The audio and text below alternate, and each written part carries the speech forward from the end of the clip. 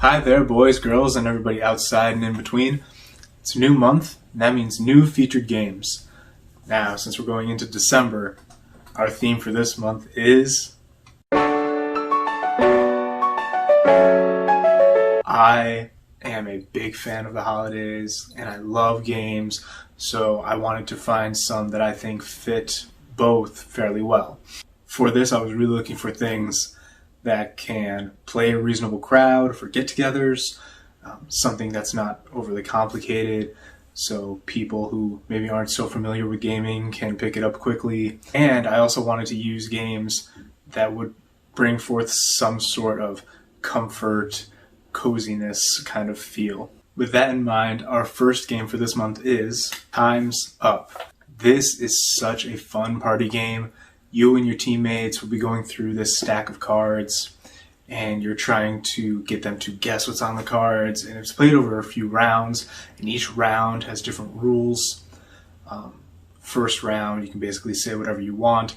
Round 2, you can only say one word, and round 3 is essentially charades. I always have a blast every time this comes out.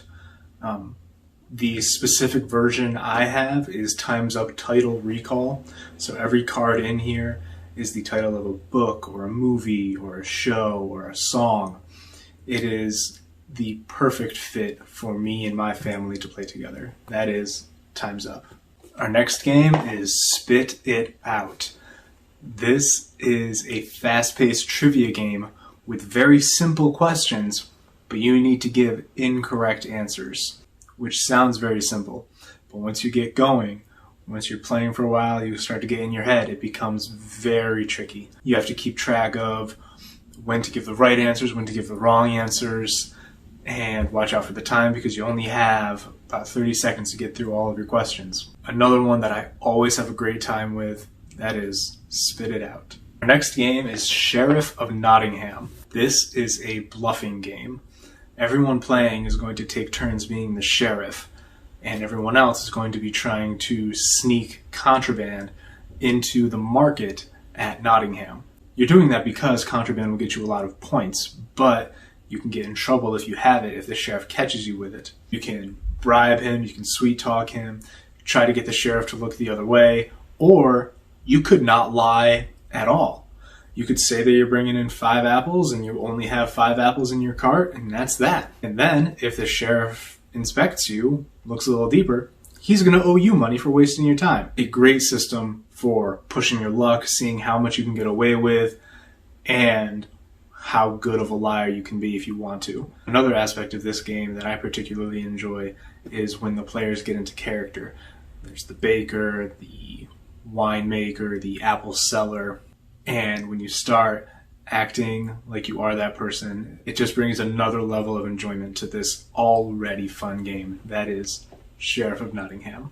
Next up, we have Wits and Wagers. This is a trivia game that I think appeals to a lot of people because, unlike most trivia games, you don't actually have to know the answers in this. In fact, with the way the questions are, it's very unlikely you will know the answer. All of the questions are number-based, so they'll be asking things like, how tall is an Oscar statue? How many times in surface area can the state of Rhode Island fit into the state of Alaska? Things that, like I said, it's very unlikely somebody actually knows. But what you can do is place your bets on the answer you think is the closest to the correct, even if it's not your own.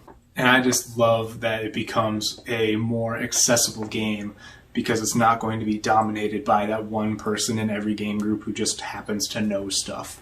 This is a lot of fun, great for families, great for parties. I am a big fan of Wits and Wagers. Next up is a game that I'm breaking one of my own rules with because I know I said I was looking for big groups and this only plays 2, but it is so simple and comforting and cozy to play.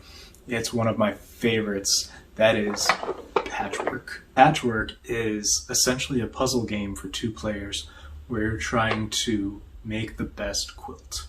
And you do that with these cloth pieces and these bits of leather that you have, trying to fit them as best you can on your gridded board. I have played this with competitive gamers, with non-competitive gamers. I've played it with my mom. This has always gone over well. I absolutely love how, like I said, this is just a comforting game to play. This is something you can enjoy just having a cup of coffee in the morning and playing this game. It's such a good fit for this category. I couldn't leave it out, even though it's only 2 players. That is Patchwork. Next up, we have something that the Dice Tower has always described as more of an activity than a game. And I absolutely agree, but I'm still a big fan. That is Concept.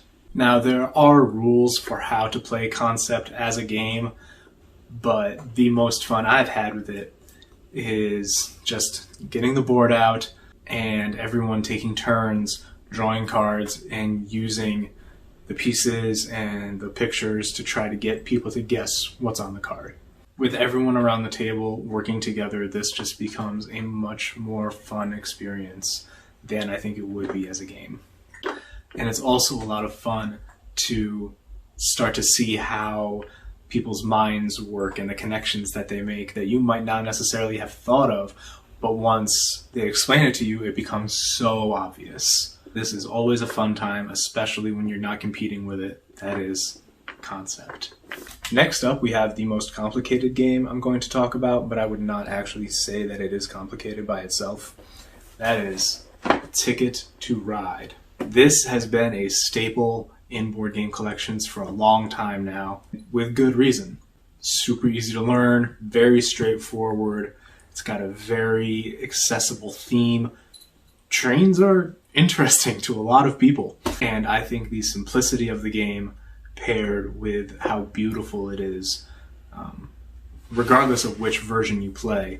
There's this standard American version, there's Europe, there's Japan, Italy, Nordic countries. There's so many options, and the board always looks spectacular, even when you can't pronounce the cities on it. And this is another one that I have played with serious gamers and with people who don't consider themselves gamers at all, and it has always gone over well.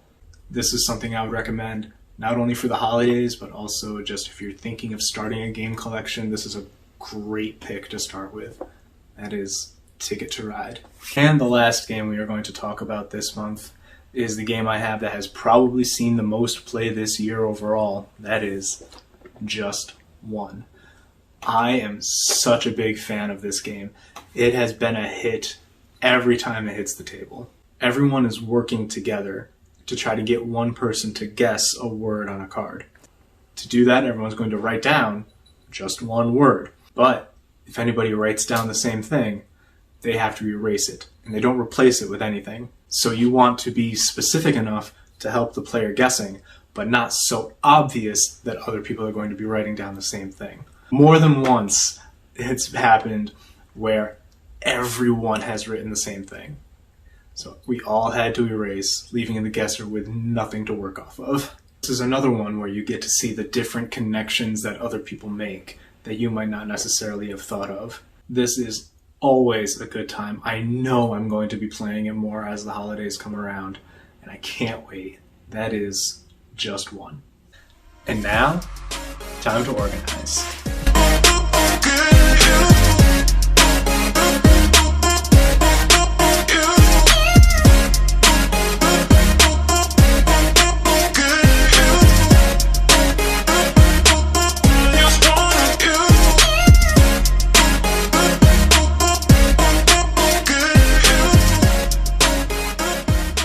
And those are our featured games for this month. Thank you so much for watching. Stay tuned for end of the year lists. I'm really looking forward to making some. In the comments, let me know some of your favorite games to play over the holidays. I sincerely hope that you have a safe and joyful season ahead of you. Subscribe if you haven't already.